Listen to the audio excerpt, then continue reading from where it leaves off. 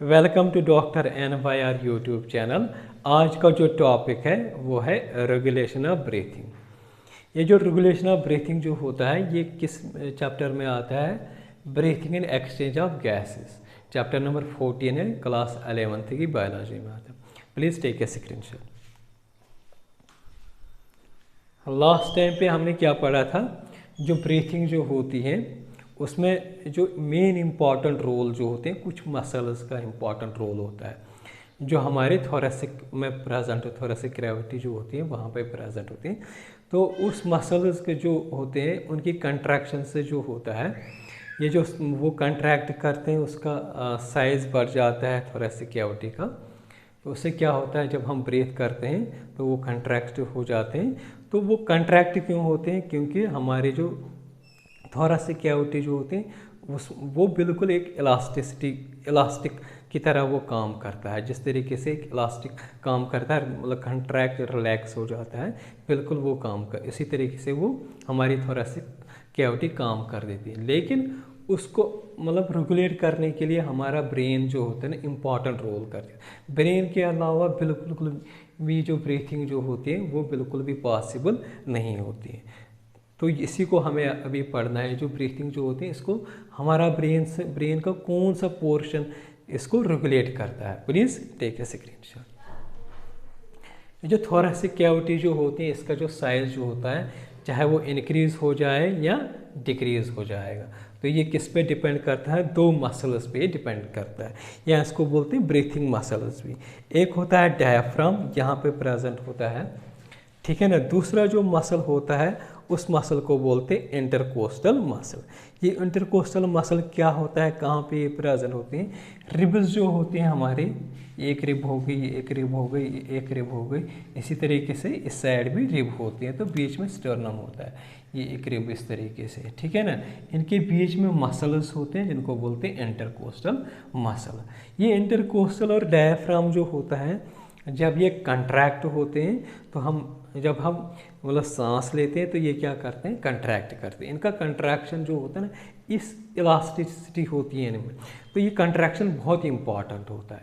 अब ये जो कंट्रैक्शन जो होता है इनका, इसको रेगुलेट करता है हमारे ब्रेन के रेस्पिरेटरी सेंटर्स, ठीक है ना। ये रेस्पिरेटरी सेंटर्स कुछ नहीं होते हैं, ये एक्चुअली क्या होते हैं? न्यूरॉन्स जो होते हैं हमारे न्यूरॉन्स, इस तरीके से हमने 10th में पढ़ा है, ये ग्रुप ऑफ न्यूरॉन्स बोलते हैं, इन्हीं को बोलते हैं रेस्पिरेटरी सेंटर्स। ये जो रेस्पिरेटरी सेंटर्स जो होते हैं ना, ये अपनी मैसेज भेज देते हैं इन मसल्स पे, ठीक है ना, या इसको बोलते हैं नर्व इम्पल्स। तो जब ये इनमें ये नर्व इम्पल्स भेज देते हैं तब ये क्या करते हैं? अपनी कंट्रैक्शन करते हैं या रिलैक्स हो जाते हैं, ठीक है ना। जब नर्व इम्पल्स इन पे पहुँचते हैं मसल्स पे, ब्रीथिंग मसल्स पे, तो ये क्या करते हैं? ये कंट्रैक्ट हो जाती हैं। सपोज इन पे ये जो नर्व इम्पल्स जो होता है, अगर इन पे ये नर्व इम्पल्स नहीं पहुंचेगी ब्रेन से, तब ये क्या होता है? ये जो दोनों मसल्स जो होते हैं ये रिलैक्स होते हैं, ठीक है ना।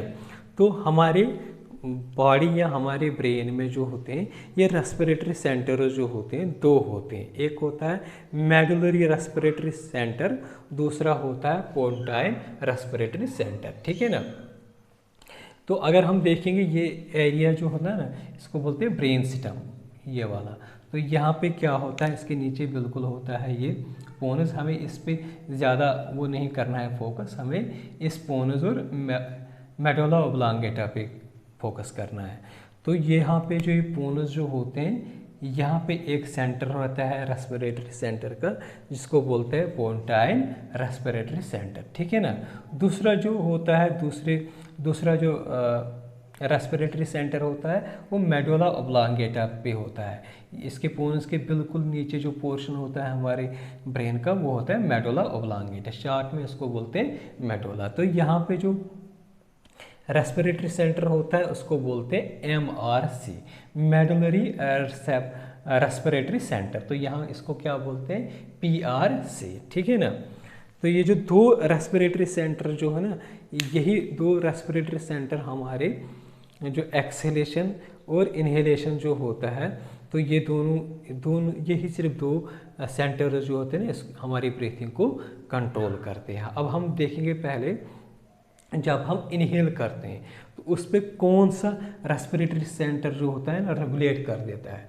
सबसे पहले हम देखेंगे मेडुलरी रेस्पिरेटरी सेंटर। ये जो मेडुलरी रेस्पिरेटरी सेंटर जो होता है, मैंने पहले ही बोला है कलेक्शन ऑफ न्यूरॉन्स होता है, तो ये कहाँ पे प्रेजेंट होता है, मेडुला में, ठीक है ना। तो इसके दो ग्रुप्स होते हैं, एक होता है डोर्सल रेस्पिरेटरी ग्रुप या इसको बोलते हैं शॉर्ट में DRG, दूसरा जो होता है वेंट्रल रेस्पिरेटरी ग्रुप। ये देखेंगे हम कहाँ पे प्रेजेंट होता है डायग्राम में। ये हमारा मेडुला ऑब्लांगेटा हो गया। तो ये वाला जो पोर्शन जो होता है, ये वाला जो इसका ग्रुप होता है MRC का, इसको बोलते हैं VRG वेंट्रल रेस्पिरेटरी ग्रुप। इसके जो इस वाले साइड का जो ग्रुप होता है इसको बोलते हैं DRG। तो सबसे पहले हम देखेंगे DRG। ये जो DRG जो होता है डोर्सल रेस्पिरेटरी ग्रुप जो होता है, इस एरिया को बोलते हैं इनस्पिरेटरी एरिया। क्यों बोलते हैं इसको इनस्पिरेटरी एरिया, क्योंकि ये हमें इनस्पिरेशन जब हम ब्रीथिंग करते हैं दो स्टेजेस होते हैं। एक होता है इनहेल मतलब सांस लेना, ब्रीथ अंदर लेना, दूसरा जो होता है एक्सहेल। तो अभी हम पढ़ रहे हैं इनहेल। तो इस इनहेलेशन में ब्रेन का हमें देखना है कौन सा रेस्पिरेटरी सेंटर जो होता है इन्वॉल्व होता है, रेगुलेट करता है, ठीक है ना। तो ये जो डोर्सल DRG जो होता है इसी को बोलते हैं इनस्पिरेटरी एरिया, क्योंकि यही हमें हेल्प कर देता है इनहेलेशन में, ठीक है ना। यहाँ से क्या होता है, यहाँ से नर्व इम्पल्स निकलती हैं और ये नर्व इम्पल्स जो होता है ना, ये DRG है, तो यहाँ से दो नर्व इम्पल्स निकलते हैं, ठीक है ना। एक जाती है हमारे इंटरकोस्टल मसल में जो पहले मैंने बोला है, दूसरा जो होता है, दूसरा जो मतलब नर्व इम्पल्स ये भेज देता है, वो किसको भेज देता है, डायफ्राम को। यहाँ पे डायफ्राम होता है, ठीक है ना। तो ये भी मसल होता है और इंटरकोस्टल भी एक मसल होता है। ये जो यहाँ जब इंटरकोस्टल में अपनी नर्व इम्पल्स भेजता है वो किसके थ्रू भेजता है, इंटरकोस्टल नर्व। और यहाँ से जो डायफ्राम में जो नर्व इम्पल्स जाते हैं वो किसके थ्रू जाएगी, फेरेनिक नर्व, ठीक है ना। इसके बाद क्या होता है, जब ये इनको अपना नर्व इम्पल्स मतलब अपना मैसेज भेज देता है तो ये क्या करते हैं, ये कंट्रैक्ट करते हैं। जब हम सांस लेते हैं मैसेज हमारे ब्रेन से क्या हो जाएगी, नर्व इम्पल्स ब्रेन के किस पोर्शन से, मेडुला ऑब्लांगेटा। और ये जो मेडुला ऑब्लांगेटा जो तो होता है इसके किस पोर्शन से, DRG या MRC के रेस्पिरेटरी सेंटर के ग्रुप के कहाँ से, DRG। तो यहाँ पे जब ये मैसेज आएगी तो हम क्या करेंगे, ये मसल जो होते हैं ना ये कंट्रैक्ट हो जाएंगे। तो ये जो कंट्रैक्ट हो जाएंगे हमारे जो रिब के जो होते हैं, थोरेसिक कैविटी जो होती हैं, वो क्या हो जाएगी, उसका साइज जो इंक्रीज हो जाएगा, ठीक है ना। तो इसके बाद क्या होता है, ये जो DRG जो होता है ये 2 सेकंड के लिए, 2 सेकंड यहाँ पे लिख देता हूँ मैं, 2 सेकंड्स के लिए क्या होता है, ये इनएक्टिव हो जाता है।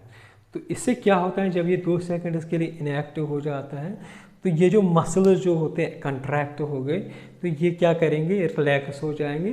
तो ये क्या करेंगे, रिकॉयल वापस अपनी जगह पे जाएंगे। जब वापस अपनी जगह पे हो जाएंगे तो फिर वो एक्सहेल करेंगे। वो एक्सहेल कौन करेगा, वो वेंट्रल रेस्पिरेटरी ग्रुप करता है, ठीक है ना। तो किसका ये पोर्शन जो होता है, ये होता है मेडुलरी रेस्पिरेटरी सेंटर का, ठीक है ना।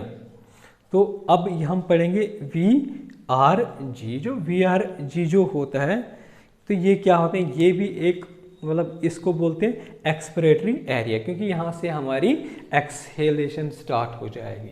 ये ग्रुप जो होता है ये रेगुलेट करता है हमारी एक्सहेलेशन का। तो ये भी एक कलेक्शन ऑफ न्यूरॉन्स होते हैं। इसके ऊपर एक न्यूरॉन्स का एक ग्रुप होता है जिसको बोलते हैं बोर्डजिंगर कॉम्प्लेक्स।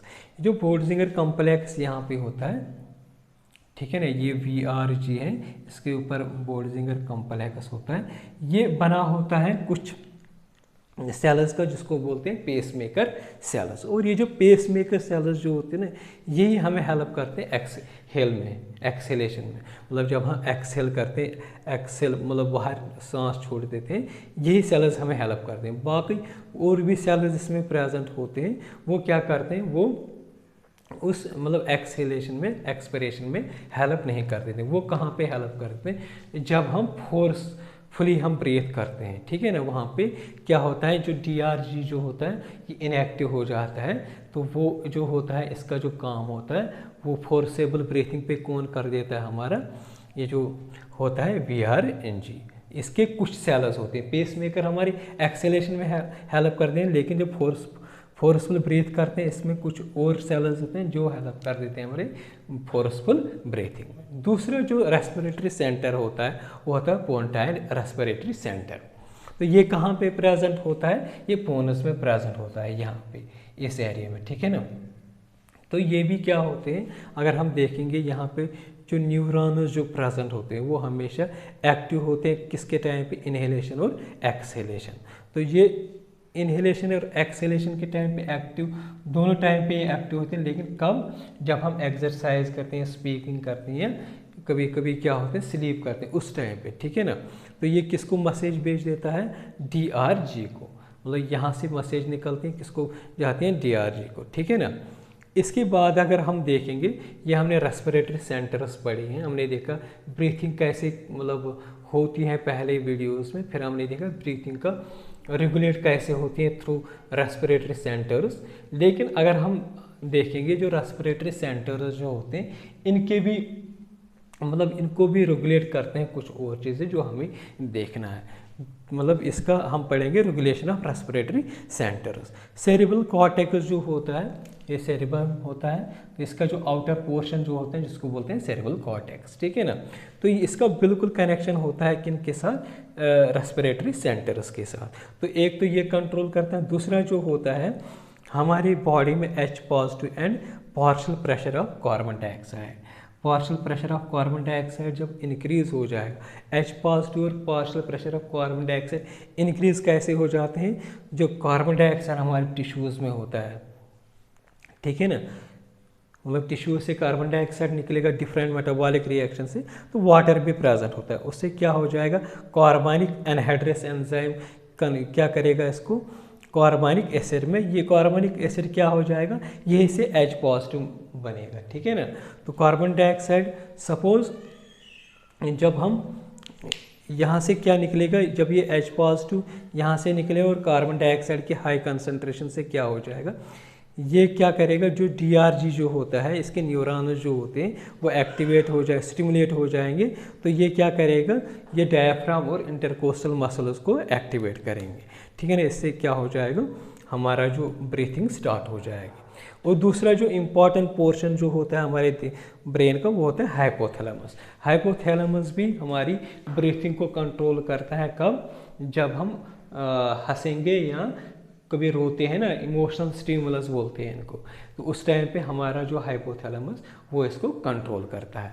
तो जब हम सांस रोकते हैं, मतलब कभी हम खुद मतलब सांस रोक के सुसाइड कर सकते हैं? कभी नहीं कर सकते, क्योंकि क्या होता है जब हम सांस रोकेंगे, हमें कार्बन डाइऑक्साइड बाहर छोड़ना था, लेकिन हम खुद सांस रोकेंगे वो कार्बन डाइऑक्साइड अंदर ही रहेगा।